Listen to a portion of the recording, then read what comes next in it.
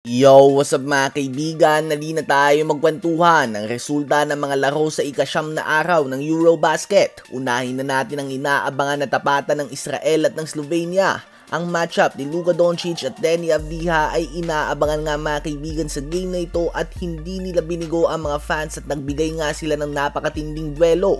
Sagutan ng puntos ang dalawa at pareho nilang binubuhat ang kanilang mga bansa. Ganun pa man, pinakita nga ni Luka Doncic na kontrolado niya ang game na ito. Kung gusto niya nga na bagalan o bilisan ang pace ng game ay nagagawa niya ito, kaya naman halos buong game ay talagang naghahabol sa kanilang Israel hanggang sa tuluyan na nga nilang nakuha ang kanilang pangatlong sunod na panalo sa score na 106-96. Si Luka ay nagtala ng 37 points, 11 rebounds, 9 assists, and 3 steals on 57% shooting sa field.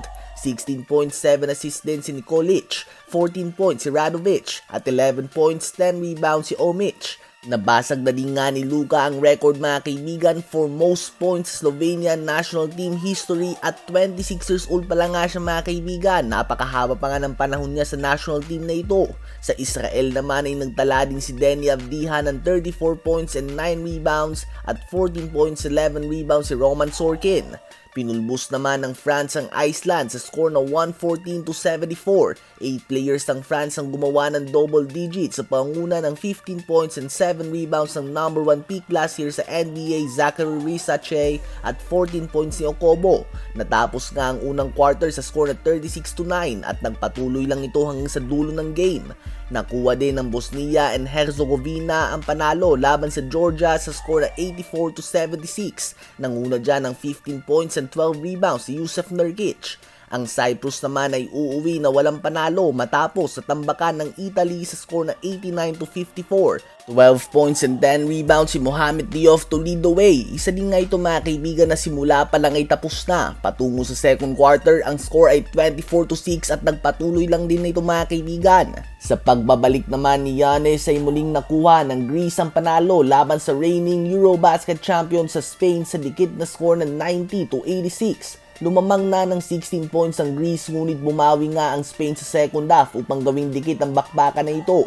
Ganun pa man, sa uli ang two-time NBA League MVP Giannis Antetokounmpo ang naging pinagkaiba mga kaibigan. Nagtala ito ng 25 points, 14 rebounds, and 9 assists on 60% shooting sa field. 22 points din si Tyler Dorsey at 12.6 assists si Kostas Lukas. Ang Spain naman sa unang pagkakataon mga kaibigan ay hindi aabot sa round of 16 ng Eurobasket history. Definitely ito nga ang worst team nila mga kaibigan.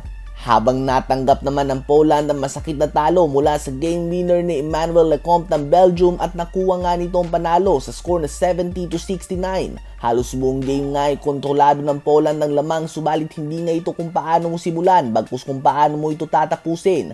Ganun pa man, bagamat nakuha nga ng Belgium ang panalo ay hindi sila aabante sa round of 16, habang ang Poland naman ay makakaharap ang Bosnia and Herzegovina sa isang knockout game para sa ticket sa quarterfinals.